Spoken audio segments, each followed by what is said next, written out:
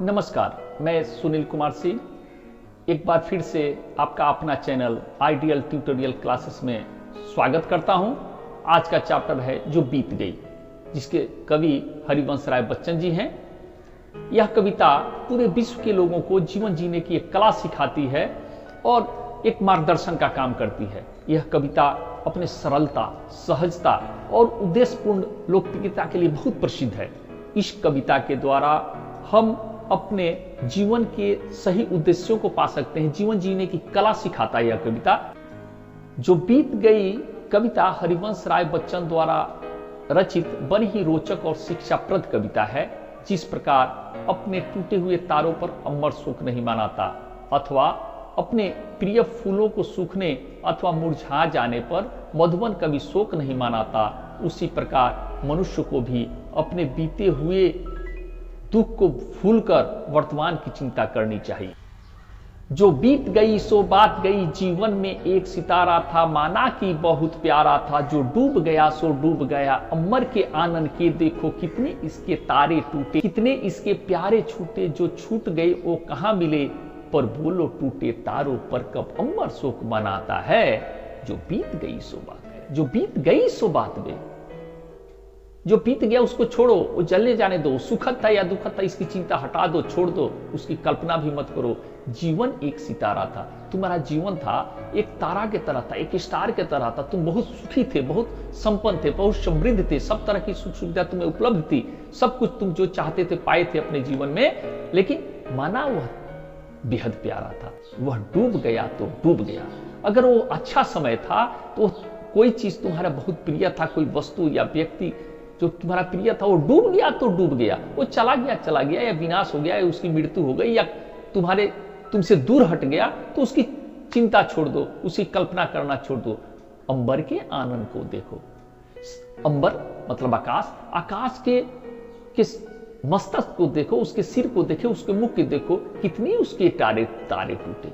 उसके अपार तारे टूट टूट कर बिखर जाते हैं, खो जाते हैं, लेकिन कितने उसके प्यारे छूटे। उन तारों से उससे भी प्यार था, उसके प्यारे चीज उससे दूर हो गए, उससे अलग हो गए।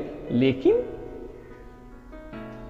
जो टूट गए फिर कहां मिले, जो तारे उससे टूटकर अलग हुए फिर से कभी उसे मिले ही नहीं। पर बोलो तू टूटे तारों पर कब अंबर शोक मनाता है। लेकिन उन टूटे हुए तारों पर तुम्हें अंबर कभी शोक मनाते हुए देखे हो क्या? तो इस अंबर से हमें सीख लेने की जरूरत है। जीवन में था एक कुसुम, थे उस पर निछावर तुम, वह सूख गया तो सूख गया, मधुबन की छाती को देखो। अब देखिए क्या कहता है, जीवन में वह था एक कुसुम। तुम्हारे जीवन में जो वस्तु या व्यक्ति या कुछ ऐसा मिला था जो तुम्हारे फूलों से भी प्यारा था, कुसुम फूल, और थे उस पर निछावर तुम, उसमें समर्पित थे, उसी पर सब कुछ नेछावर कर दिए थे तुम। वह सूख गया तो सूख गया, वो तुम्हारे जीवन से चला गया, जो बीत गया, तो उसकी शोक मनाने की जरूरत नहीं है। मधुबन की छाती को देखो, मधुबन माने उपवन, बगीचा। मधुबन के छाती को देखो, सूखी इतनी इसकी कितनी कलियां, सूखी इतनी कितनी कलियां, मुरझाई इसकी कितनी बलियां। कलियां भी सूख गई और बलियां माने लताएं भी मुरझा गई। जो मुरझा गई फिर कहां खिली, पर बोलो सूखे फूलों पर कब उपवन सूख मनाता है। पर बोलो सूखे फूलों पर कब उपवन सुख मनाता है। जो बीत गई सो बात गई। कभी यहां कहते हैं कि देखो तुम्हारे जीवन में भी फूल सा कोई वस्तु या व्यक्ति या कोई चीज ऐसा मिला था जिस पर तुम निछावर थे, तुम पर सब कुछ समर्पित तुम कर दिए थे और तुम्हारे लिए बहुत सुख था, बहुत आनंद का चीज था। लेकिन वह भी सूख गया, वो भी चला गया, तुमसे दूर हुआ। तब तुम इतने दुखी होने की तुम्हें जरूरत नहीं है, क्योंकि इस उपवन से सीखो, इस बगीचे से सीखो कि उसकी कितनी कलियां रोज मुरझा जाती हैं, सूख जाती हैं, लताएं मुरझा जाती हैं, लेकिन वो कभी उस पर शोक नहीं मनाता और वह अपने बीते हुए समय की चिंता नहीं करता और वर्तमान में जीता है। उपवन सबको खुशियां ही बांटता है, वर्तमान में जी करके उपवन सबको खुशी देता है, अपने भी आनंदित रहता है, अपने भी प्रफुल्लित रहता है। तो उससे हमें सीखना चाहिए। फिर कभी आगे कहते हैं, जीवन में मधु का प्याला था, तुमने तन मन दे डाला था, वह टूट गया तो टूट गया। तुम्हारे जीवन एक शराब के प्याले की तरह है। जो शराब पीने वाले हैं, जो शराब से जुड़े हुए लोग हैं, उनके लिए शराब का प्याला बहुत ही महत्व रखता है और शराब के प्याले से बहुत लगाव रखते हैं वे लोग। तो कहता है तुम्हारा जीवन भी एक शराब के प्याला की तरह था, एक मदिरा के प्याला की तरह था, और तुमने उस प्याले पर ही सब कुछ दे डाला, सब कुछ निछावर कर डाले हो। वह टूट गया तो टूट गया, माने तुम्हारे जीवन में जो जिसे मधु का तुम प्याला समझ रहे थे वो टूट गया, तो उसको छोड़ो, उसके पीछे मत जाओ, उसके पीछे पछताने की जरूरत नहीं है। मदिरालय के आंगन के देखो, मदिरालय कहते हैं जहां शराब पीने का जगह, मदिरालय के आंगन को देखो, कितने इसके प्याले हिल जाते हैं, गिर मिट्टी में मिल जाते हैं।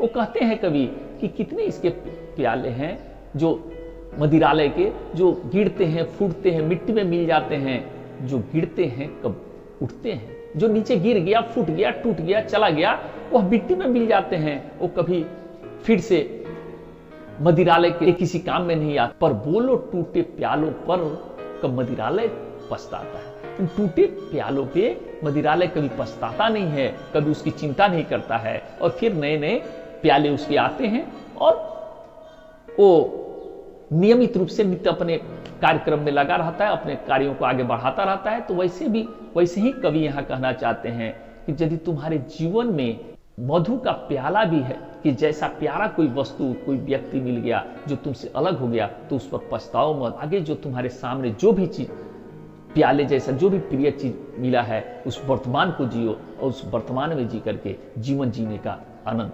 उठाओ। फिर आगे कवि कहते हैं, मृदु मिट्टी के हैं बने हुए मधु घट फूटा ही करते हैं।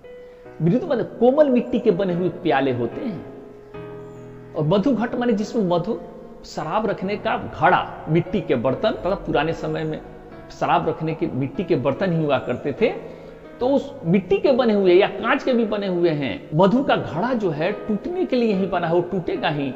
लघु जीवन लेकर आए हैं, प्याले टूटा ही करते हैं। मतलब हमारे जीवन क्षण भंगुर है, कभी भी हम टूट सकते हैं, हमारे जीवन का अंत हो सकता है, हमारे प्रिय लोगों का अंत हो सकता है, प्रिय वस्तु का अंत हो सकता है। तो उसके लिए पछताने की जरूरत नहीं है। जो इस दुनिया में आया है उसका विनाश निश्चित है, इसलिए उस पर चिंता मत करो, उस पर मनन मत करो, उसके लिए मत सोचो, उस पर पछताने की जरूरत नहीं है। और इस मदिरालय से सीखो कि इतने इसके प्याले टूट जाते हैं, लेकिन उसकी पछतावा नहीं करता। और इस मदिरालय में नए नए मधु घट यानी घड़ा या प्याले आते रहते हैं। तो तुम्हारे भी जीवन में जीवन जीने की कलाएं जो हैं सीखो, और तुम्हारे जीवन में जो भी आनंद मिलता है, छोटा मिले, बड़ा मिले, अच्छा मिले, बुरा मिले, उसको जीवन में अपनाने का कोशिश करो, उससे आनंद लेने का कोशिश करो। फिर कभी कहते हैं, जो मादकता के मारे हैं वो मधु लूटा ही करते हैं। मतलब जो जीवन के सही रहस्य को जानते हैं, वो हमेशा जीवन के सही तत्व को, आनंद को, जीवन जीने की कला को सीखते हैं। वह कच्चा पीने वाला है जिसकी ममता घट प्यालों पर। वह नादान है पीने वाला, जो शराब पी रहा है वो नादान है, जो प्यालों से प्यार करता है, प्यालों से लगाव करता है, प्याले ही उसके लिए सब कुछ है। जो सच्चा पीने वाला है वो शराब के नशा को, उसके आनंद को अपनाता है, उसके प्यालों को नहीं अपनाता। तो वही कवि इस पंक्ति के द्वारा हमें कहते हैं कि हमें जीवन जीने की कला सीखनी चाहिए। जो भी हमारे सामने है, जैसा भी प्याला है, सुख है, दुख है, उसके सही आनंद को जीने का तरीका निकालना होगा, आनंद में जीना होगा। जो सच्चे मधु से जला हुआ कब रोता और चिल्लाता है। अब देखो, जो सच्चे मधु से प्रेम रखता है, स्नेह रखता है, जिसका लगाव है, वह मधु के प्यालों पर कभी नहीं जाता, वो मदिरा पे जाता है, उसके मधु के आनंद को लेता है। मतलब इस जीवन में जीने वाले जो भी व्यक्ति हैं, वह जीवन के आनंद में को लेना चाहिए, वर्तमान में जीना चाहिए। इस कविता का निष्कर्ष निकालें, इसका सार निकालें, तो कहा जा सकता है, कवि हरिवंश राय बच्चन जी कहना चाहते हैं कि हमें अम्बर, उपवन, मधुशाला या मदिरालय से सीख लेनी चाहिए, जो अपने प्रिय वस्तु को खोने के बाद भी दुखी नहीं होते और जीवन जीने का कला सीखते हैं, जीवन का आनंद लेते हैं। हमें भी अपने बीते हुए समय की परवाह नहीं करनी चाहिए कि वो दिन मेरा अच्छा था या बुरा था। मेरा वर्तमान ठीक है तो भविष्य भी ठीक है, यदि वर्तमान सही नहीं है तो भविष्य कुछ नहीं है। कवि यही शिक्षा हमें देते हैं। आज का हमारा यह क्लास अच्छा लगा है तो लाइक करें, कमेंट करें। इस चैप्टर से जुड़ा हुआ कोई प्रश्न कमेंट बॉक्स में आकर पूछें, मैं उस प्रश्नों के निदान करने का कोशिश करूंगा। हमारे इस चैनल को सब्सक्राइब करें। धन्यवाद, नमस्कार और आपका दिन शुभ।